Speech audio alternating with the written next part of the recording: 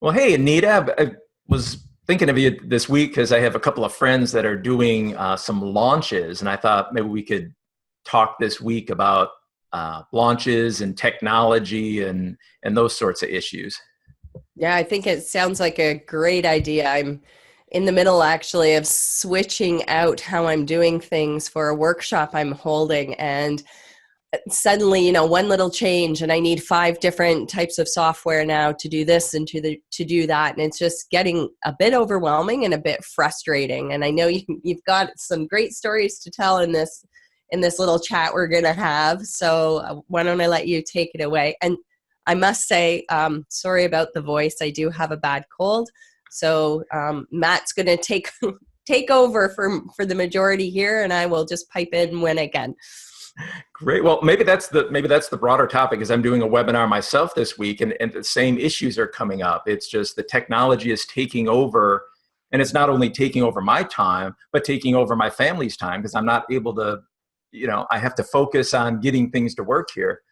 But with three colleagues, and I guess that's why it came to mind because I have three colleagues over the last weeks who are doing launches, and they don't have any time for me because every time I contact them, they're like, "Oh, whoa, I'm in the middle of a launch," and we all know what that means, right? You're prepping your videos and your copy and things, but it doesn't matter at what level. There's one guy of the three who is, I mean, he's easily spent $100,000 in contractors, the people he's brought in to write copy, people he's brought in to create the videos, to manage the affiliate system.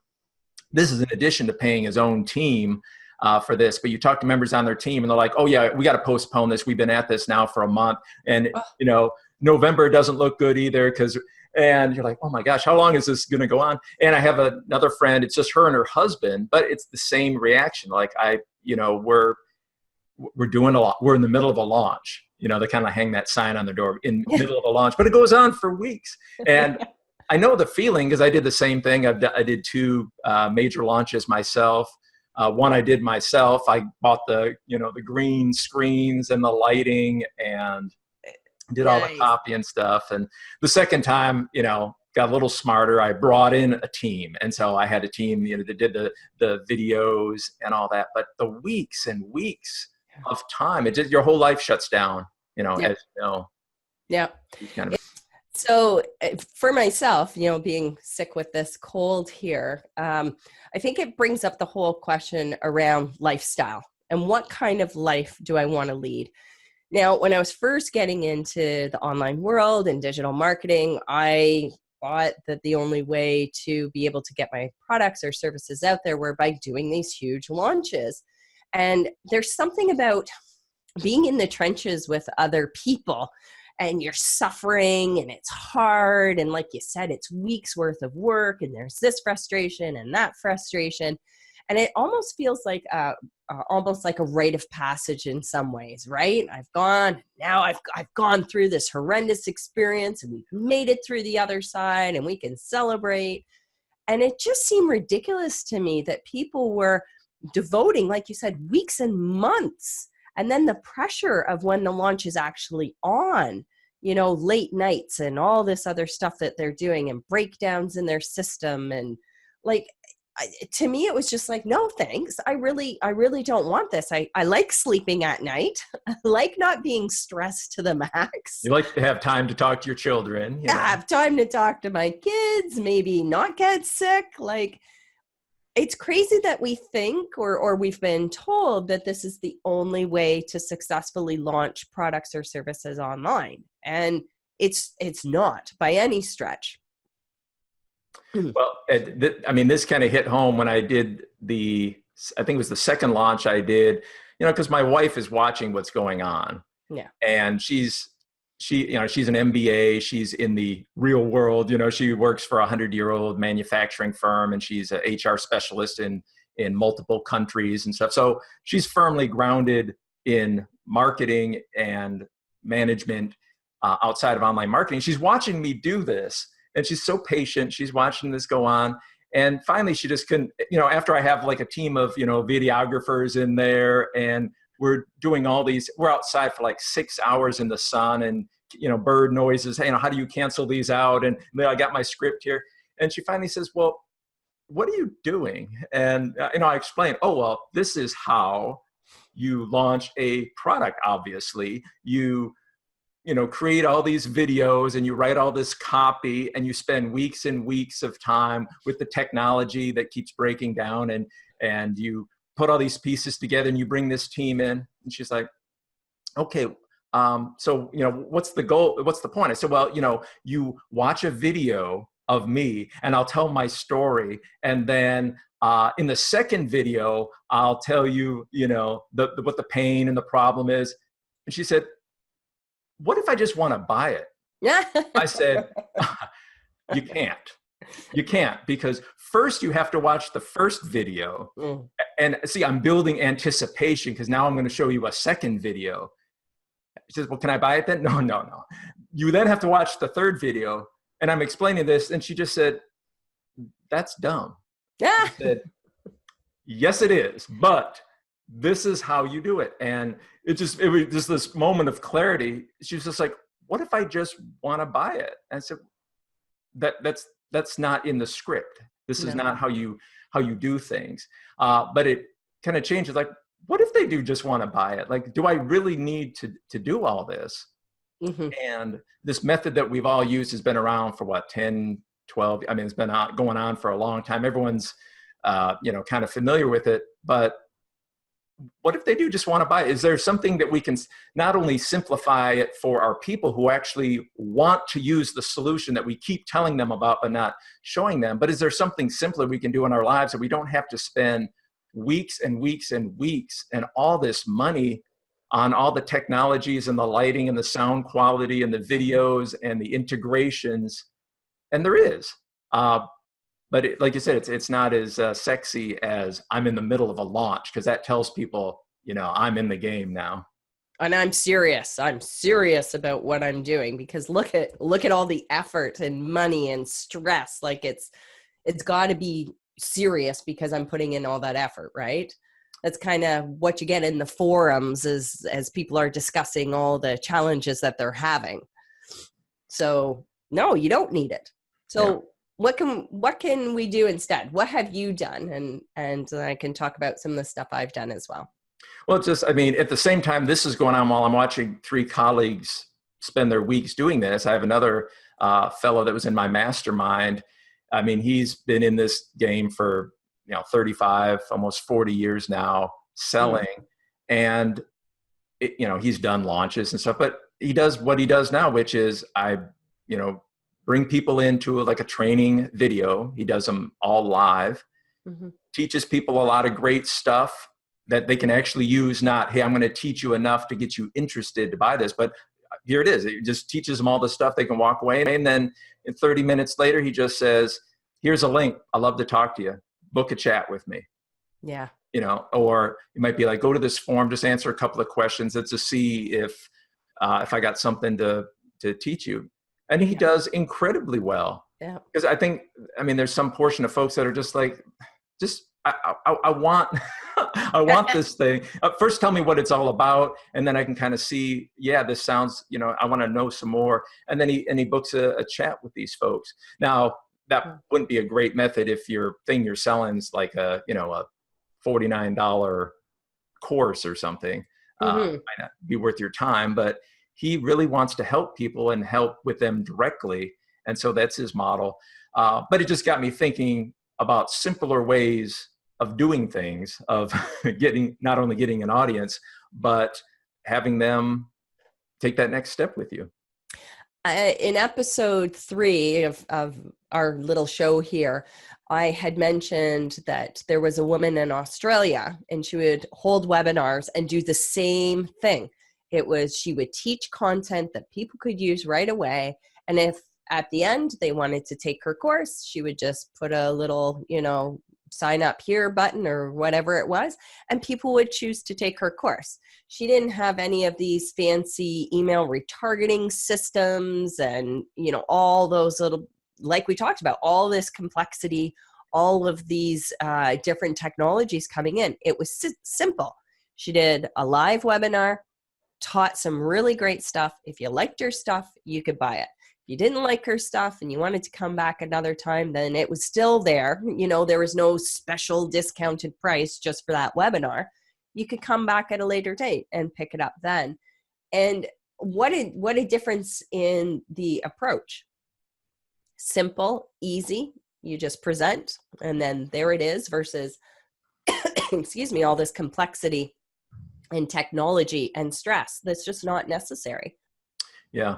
And another bit of that is I have a client that I am working with now, and they keep bringing me in to advise on pieces of what they're doing. And I can feel the stress and the pain that they're having, because they're just jumping from one thing to the other, because they're listening to the gurus who are saying, oh, webinars are the way. Oh, online courses are the way. Oh, membership sites are the way. And they keep taking everyone's advice, and they're just doing a little bit of this. So they do, so they write copy for, some part of they'll put a funnel together for this course, and they'll put a funnel together for something else. And I can just see their team is just, and when you ask them about things, it's always like, wow, this had better work, payroll is counting on this. And I'm like, they're where I was, I think 3 years ago, just going from tool to tool, method to method. You're just trying everything. And you look back sometimes, I don't want to look behind me, because when I do, I get stressed out. I think of how many months of my life is gone of just following one thing after another. And it's all like partial things. Oh, I put together this course, or, I composed a funnel, for this, I gave away a book, free shipping, free book plus shipping, every device and thing that people try. I've tried a lot of them, and really not much to show for it. Like where I really made an impact, where I've really helped people, is just the one-on-one, got on the phone, talked to somebody, was introduced by somebody else. We got together, we talked by email. Like that's where all the impact has been made, in just the old-fashioned ways. Picked up a phone, used my email, and everything with the tools and the platforms and the zaps and everything. If you added all that together, it doesn't add up to as much, work that I've done and help that I've done for people as just the old-fashioned ways. Yeah. And frankly, I'm sick of all of that. I'm sick of the hype. I'm sick of the stress. I'm sick of the, formula that you must do this to this to this to this to this, which you talked about when your wife came in and goes, well, what happens if I just want to buy? Well, that's not an option, because you must go through this sequence because I've built all of this out this specific way. It becomes, and I get it. Somebody might be thinking, okay, but I want to scale my business. How am I going to scale my business with one-on-one talking? Well, that's when you can hire people to do that one-on-one chat as well. You don't always have to be the person who does it. And you can have a team that will then have those conversations with people one-on-one. But ultimately, that's what business is about. One person to one person, right? That's what it is. It's connection. And so how stressed I get about it, and how much money I spend, and how many different pieces of technology I have all chatting with each other, it is not a measure of how successful I will be. For me, the success is, how many people did I help? How many people did I give an aha moment to, where they're suddenly seeing something they never saw before, or a piece of that puzzle just clicked for them? I had a chat with a guy. He sent me, I sent a message to him on LinkedIn, and he responded back. It was so funny. I have the trademark, the Queen of Customer Attraction. And he came back to me and he goes, so what makes you the Queen of Customer Attraction? And that's all it was, right? And looking at his picture, I could tell it was, he was being playful about it. So I said, let's get on the phone and chat. We did. An hour and a half later, we had talked about all sorts of things around his business, and I gave him one key piece, just one thing, and it's like it was earth moving for him. It totally shifted his entire perspective. He was thrilled. And that was such a highlight of my day. I have a workshop coming up soon. Like I've sent him the information. It might be for him right now. It might not. It doesn't really matter. But that experience for him, and then to me to be witness to that, was absolutely amazing. I would rather have that any day than sleepless nights and stressed out, not talking to my kids and sorry I can't, go to this function because I'm in the middle of a launch. No thanks. Like I'll turn my back on that any day to have something like I had with this gentleman last week. It was an amazing experience to be a part of. Yeah, that's a great story. And yeah, you'd want more of those compared to what we spend so much of our time is just solving technical problems. Kids are waiting and you're like, oh, hold on, my Zap's not talking, between here and here. Oh, there's this glitch here. I gotta test my stuff. Yeah. Yeah. And it just puts so much pressure because you've spent all this time now this has got to work. And it just, to me, Mm-hmm. cascades because now it's stress. Yeah. I've put in all this weeks. I've taken time away from my family, from my other commitments, put everything else off to be here. This had better work. People had better buy this because, it comes down to this, that I've made this huge investment and now I have to have this big payoff. And you stop and think and go, wait a minute, what's the whole point? The whole point is to help these folks and see if your solution is something that they need. And, you want to be the self that you are. You're the helpful, person that wants to see if, based on your own experience and knowledge, that you've created something that could help some people. And will this help you? And here it is. It just becomes all or nothing. And that, I think that trickles through when you hear some presentations and in the launches and in these webinars. It sounds a little desperate, and that's that desperation that's coming through because this had got to work. Yeah. So. And I think you hit it exactly. All that frenetic activity, I think masks that fear that this might not work. Right? If you're so busy setting up the copy and the videos and this sequence and that sequence and your email and everything else, your zaps and everything else that's involved in it, then you don't really have a chance to sit and say, is this something my market really wants? Yeah. And that is like one tough question to ask yourself. And I've seen it. I've seen people put launches together for something the market didn't want. Yeah. And the consequences, beyond yourself, but also with your team. I knew one guy almost a couple of years ago now that was doing just what we're talking about, weeks and weeks, and his whole team. And he said, if this launch doesn't work, people are going to lose their jobs. And really? And it didn't work. Did not get the numbers he wanted. And he laid off. I'm going to guess he probably had like 20 or 25 people on his team and had to let 5 or 6 people go. Wow. And you're like, step back from that for a second now. You just bet everybody's livelihoods on this game of the launch. You just bet because you still have your job. Of course, you're probably not taking a salary because you always, pay your employees first. So I'm sure you're suffering financially and your family's suffering as well. But you just bet other people's, livelihoods on your launch, and and the gamble didn't pay off. And it was a glitch. It was like, the things that usually happen. It didn't pay off. They didn't have the money and just had to let some people go. And it makes, when he's describing it, it says, oh yeah, that's tough. That's tough business. But that's not business. No. That was a game. That was a big bet you just played, and the collateral was your team, and you lost. Wow. I couldn't imagine what that would be like. And having to we all have to take risks in business, right? Like there's no doubt about it. Just like in life, if you want to meet somebody and partner with them in business and life, whatever, that's a risk you take. Having children, like all of it.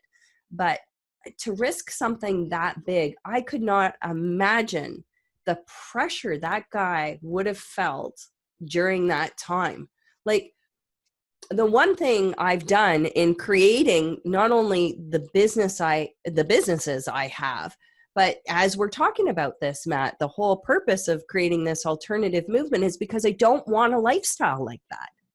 I don't want to be sleepless nights, because now if this doesn't work and I've invested this much time and this much money and half my team will be gone, like, whoa, no thanks. I don't want that. I would prefer a kinder, gentler approach to my businesses and forming those relationships and having those sales come through than I would anything like that. No way. No thanks. Yeah. As you said, I mean, we know this happens. I've run in a previous business I had. I mean, there was all sorts of hardships. A client didn't renew their contract. We had a grant proposal that inexplicably got canceled from the federal government. And in both cases, I had to make some personnel decisions. It's like, it's maybe I could have anticipated it. Everybody suffered, but I didn't walk into it consciously and make a bet like that and say, okay, we're going to bet the whole company here on this method called, on doing a launch. And I'm going to experiment. This guy was experimenting. I'm going to try this and this, and we're going to do some other things to really beef up the launch. It's all experimental. We're going to see if this works. And you're like, oh my gosh. And you just bet your team on it and lost. That is gutsy. Or maybe stupid. I don't know. Depends on how you want to look at it. Yeah. I mean, I thought it was gutsy because I was playing along with the game. Oh, wow. Well, that's a tough break. You really, gave it your all. But now a couple of years later, I'm like, that was just mean. Yeah. That was mean. Yeah. Because it was not necessary. No. He was going for the gold. Yeah. But it was just a long shot. If this works, we're going to make, $3 million. But if it doesn't, then you lose your jobs. Wow. And maybe his team was all behind that. They're like, yeah, maybe they were given some big incentives and maybe they were in on the bet. I don't know. Maybe I'm misrepresenting that part. But from the outside view, looking back on it a couple of years, I'm like, that was just not very nice. No, I'm sure, as people are listening to us discuss this, they're having all their own thoughts about either their own launches or ones that they've been a part of going through their heads. And as always, we ask that you chime in, drop some comments below, let us know. Do you prefer that kind of launch method where it's a series and people have to go through all of that and it's intense for weeks to months, and then you have your cart open and several days later your cart closed and there's a big push at the end, sort of your traditional online digital marketing? Or more like we're talking about, where you actually deliver good content rather than just always leaving people hanging till the next video to find out what was, what to close the loop from the video before, right, Matt? Closing the loop. So, or is there a hybrid? It's possible to take some from each and create something else. I'm not sure. I've gone from one direction to the other. I've not created any sort of hybrid. Have you, Matt? Yeah, I don't know if it'd be a hybrid, more just, I don't know, I guess taking everything, and I just challenge everything. So with the like doing a launch, I did a couple of those. Both were failures. I don't know if I said that earlier, but both didn't get anywhere near the numbers. So and so how do I do something that gets my, face out there, that I can tell my story, but isn't involved with all this technology and things properly and perfectly integrating together? And the same with everything, with online courses, with webinars. Here's what you're told to do. I've said that before, challenge that. So this is how you do a webinar. Bing, bing, here are the steps. Really? Well, those might have been the steps that worked 10 years ago. Is this somebody's online course on how to create webinars that was, that's 10 years old? Challenge that. Here's how you do an online course. And that I really chuckle, because I've been evaluating online courses. It was about 1996 was the first time I was evaluating online courses. And back then they were like, here's how you do an online course. Of of course, things have changed over the, Yeah, a lot. yeah, a lot. But just challenge each thing and say, well, how could this be streamlined? How can I do less? How can I put in more time where I should be putting it might be with your family, it might be with Yeah. yourself, it might be with others. Just, I don't know, everything. I'm just thinking now about how to streamline, strip things down, get more one-on-one, like you're saying. Social media, we haven't even said the word this entire episode, but that's like the ultimate in, against what I'm talking about here is not one to many, one to unknowns, but how do you get close enough to that one-on-one to be able to see if truly what you have is something that can help people. Yeah. So no big answers here, just a lot of, thinking about, but I'd love to hear from others who have experimented with both sides. Maybe you're deep into a launch yourself now, or you've conducted a launch, or you're kind of drawn into what that's about.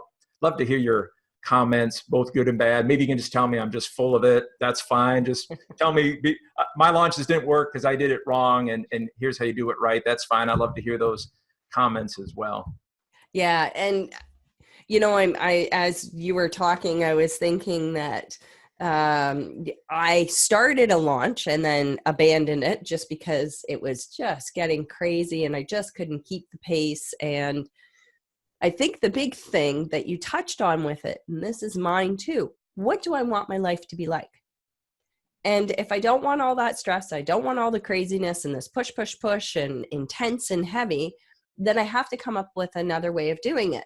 And one of the elements that's often used in those big product launches is partnerships with other people. Now, normally they spread the word and all of that, but we can do collaborations when we're launching that are more closely aligned with the audience that we have. Now, I'm not going to get into this. I think that this is a great discussion for another time about these joint venture partnerships and these contests and everything else.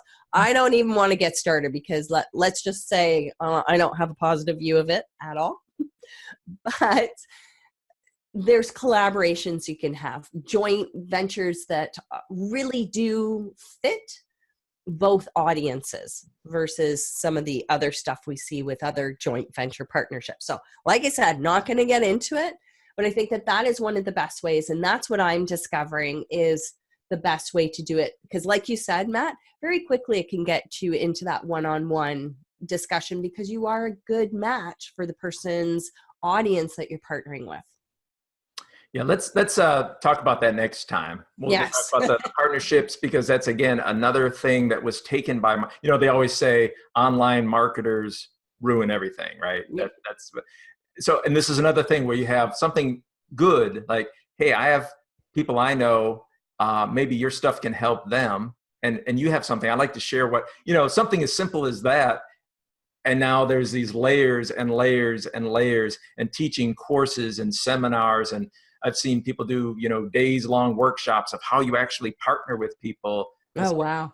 Really? I thought this was, I'd like to show your people what I'm doing. And so again, online marketing people just put layers on top and make this so complex. You have to spend so many dollars. You have to buy the affiliate marketing platforms. It just gets crazy. So let's talk about that next time, because I've had experience. Yeah, I think I've spent a lot of money, and I'd like to share that as well. Yeah, that'll be an interesting discussion for sure. So maybe we should wrap it up. Thank you very much for tolerating my voice. Hopefully next week, not hopefully, for sure next week, it Absolutely. will be back to normal. Again, comment below, like, and subscribe. If you're watching on YouTube, you can hit that notification bell so that whenever we post another one of these, a chat with Anita and Matt, that you're notified on it. Same with the any other platform you might be listening to. And both Matt and I are available on LinkedIn, so you can reach us there.